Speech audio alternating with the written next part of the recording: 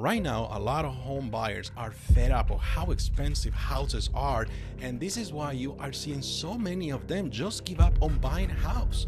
Upsized buyers are making a few mistakes, but the biggest one is they are not leveraging DOM to identify overpriced houses. Now with more on all sides of housing and real estate, Diana. Well, Brian, mortgage rates did take another leg lower this morning. The average rate on the 30-year fixed dropped 6 basis points to 6.34%, according to Mortgage News. And you're probably asking yourself, what the heck is DOM? DOM stands for days on market.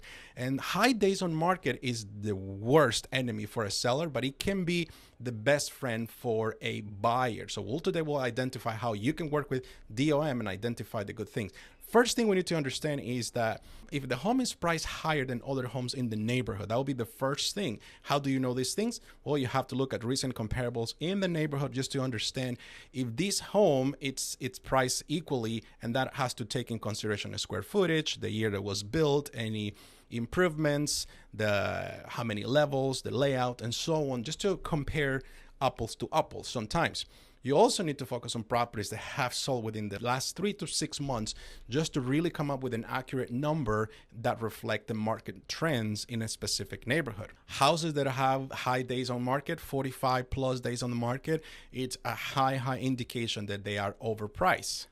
Sometimes sellers overprice because they want to be able to list high to have some wiggle room to play with the numbers in case an offer is not where they want it to be. But sometimes where it's too high, out of reach, the buyers don't feel like even making an offer. As days goes by and the seller has not received an offer, that's a big indication that you have a very high chances of this house is overpriced, which you can now play with it, and I'll tell you how. We'll talk about the next point, which is the home has not received any offers. You see, an indication of no offers after maybe multiple open houses, brokers open, neighbors only open houses. It can be an indication that the house is overpriced. And this can be very stressful for the seller and for the listing agent, but not you as the buyer. This is where you just sit and wait until you know you have something to go after. This is the situation where you see that if a house has been on the market after 45 days and they not have received an offer, your agent should be proactively reaching out to the other agent to see what are the chances that you guys can come in with a lowball offer.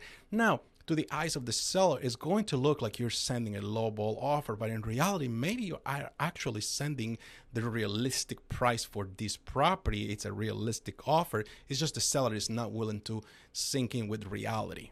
You see multiple lowball offers with the seller not being willing to counteroffer your terms. It also suggests that the seller is unwilling to understand the reality of the market this house is located. So it's very important that you understand these things too.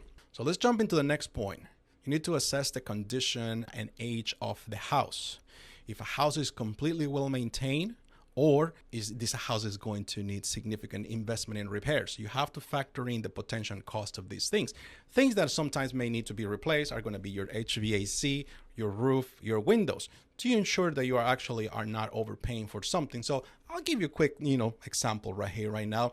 The national average, according to homeinspector.org, the national average right now to replace an HVAC unit, it's between $5,000 and $12,000 to do it. Let's take, for example, another example, roof. A national average, according to Forbes.com, it's close to $11,000, depending, of course, on the size of the house. I've seen some homes that the roof is probably close to $50,000, but this is just a national average, which probably doesn't take in consideration a lot of the big homes, but this is something for you to at least to have an understanding. And lastly, it's going to be windows. To replace windows nowadays, average nationwide, according to Forbes.com, it's between $450 up to $1,400 per window installed. This has to do with many things. The type of the window, if it's like a energy efficient, single versus double pane, the type of frame. And then many of the older houses right now don't have the new dimensions of the window. So there has to also be, from the carpentry standpoint, has to be some kind of adjustment to the whole frame of the house to put the new windows. Last thing you want is a window. It's a nice window that it was not properly installed, because that's going to cost you down the road when it comes to utilities. Next thing is analyze the local market conditions. Are you in a seller's market or a buyer's market? What kind of indication is? Here in Montgomery County, we have been in a seller's market for the last 2.5 years, which has been very difficult for buyers to make lowball offers. But here and there, you will see a seller that be willing to work with an offer that is not necessarily reflecting a seller's market. Now, you're asking what's a seller's market? A seller's market is considered when properties tend to go under contract very quick. So that means if you are looking, you put a house on the market and the house only stays on the market 1 to 2 weeks, that's an indication, typically speaking, that you are in a seller's market, especially if the seller is receiving multiple offers and that multiple offer is making the price go higher, that it is a seller's market. What happens sometimes if the market changes, the sellers continue to believe they are in a seller's market, and that's when they start overpricing properties. Now let's look into a buyer's market. The number of homes that comes on the market exceeds the number of buyers out there, meaning that a house that comes on the market doesn't go under contract on the first, second, third, fourth week. Sometimes can take months to go under contract. So you got to be very careful what it is. We have not seen a buyer's market in Montgomery County in a long, long time. So I'm curious to know if in your neck of the woods, are you in a seller or buyer's market?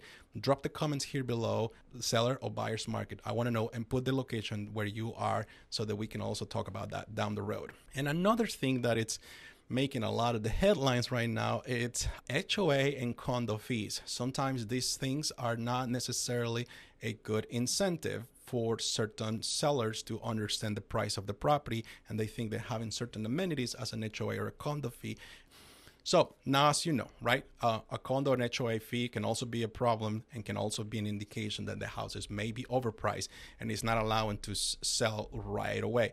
Remember, days on market can be the buyer's best friend in this scenario. Another thing you have to do is you have to factor in the long-term value for you and your family, right? You have to consider so many things, like the future of this neighborhood. Is that this neighborhood has any growth potential in terms of a school, local amenities, shopping malls, restaurants, highways?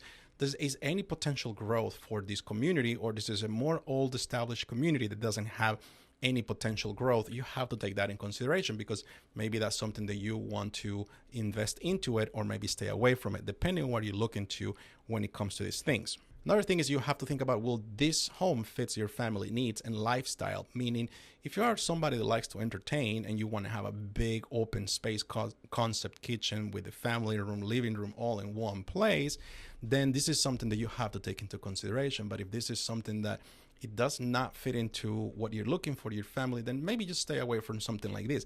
But keep in mind, you as an upsized family looking to buy, as a father, as a wife with kids looking to buy a house, you're probably going to be looking for something that is nice open concept floor plan so that this can fit the needs of your loved ones. Patience is the key when trying to know if the market is overpriced or not. I'm not saying that you have to time the market, but sometimes if a house doesn't go under contract right away, I think it's a good indication that maybe you just have to sit still a little bit, just sit tight, don't move, don't take any action, and just let the time continue to grow until this seller comes to you to tell you that they'd be willing to work with any kind of offer you see. You see, there are some signs of desperation sometimes when you see a house. When you see the terms often say motivated seller is in a hurry, seller willing to consider all options. You know, those are key factors that it tells you exactly that this seller is willing to make it happen right away. And let's be honest, if you already have a house that is vacant and it's been on the market 2 or 3 weeks, that's another motivation for a seller, especially going into winter months. The seller does not want to have a house that is vacant in the winter months and potentially have to face issues with frozen pipes and so on. So pay attention to these little things. Do not shy away from making lowball offers. Do not. Please do it. I highly recommend to do it. Test the waters. Worst thing that can happen is they say no to you.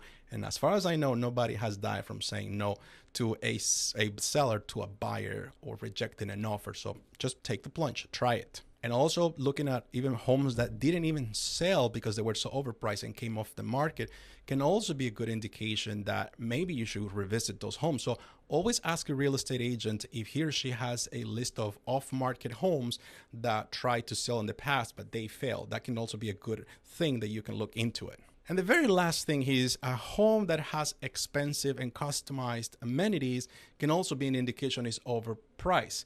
You see, it is nice to buy an upgraded home, a renovated property, but it's also very hard to buy into the amenities and the upgrades and custom things that the current seller is trying to put. So for example, if this seller decides to put a beautiful mahogany front door that it costs $30,000, that's something that probably you didn't want to spend the money on. You rather want to put the money on the windows, on a roof, on all those things. So take a look at these things, because these sometimes don't add any value and can actually make some buyers just stay away from the property. You know, trends like an indoor pickleball courts may not really be of much of appeal to a buyer, even though they might be popular in your area. You see, sellers that price their homes high to kind of recover the expenses, that all the money they put into it, that's why they may need to ask for a higher price. Also, it's an indication that it is an overpriced property. Sometimes as a buyer, you may need to spend more, overpay for these things, and then have to spend money on taking them away because the maintenance is too expensive or you didn't know how to operate it. So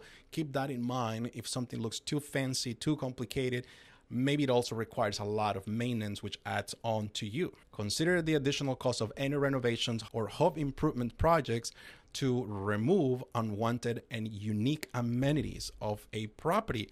And just like that, everybody, that's the end of my video. Remember, I am Robert Garcia, and I am here to help you upsize to your dream house the smart and easy way. If you see any value in this kind of content, do me a favor, click that like button. And if you wanted to see more videos like this and you want to subscribe, just click that subscribe button. I promise every week you'll have a new video. If you want to schedule an appointment with me, have a meeting, have a conversation about anything that is bugging you real estate related, there is a link right there to set up an appointment with me. Thank you. Have a good day.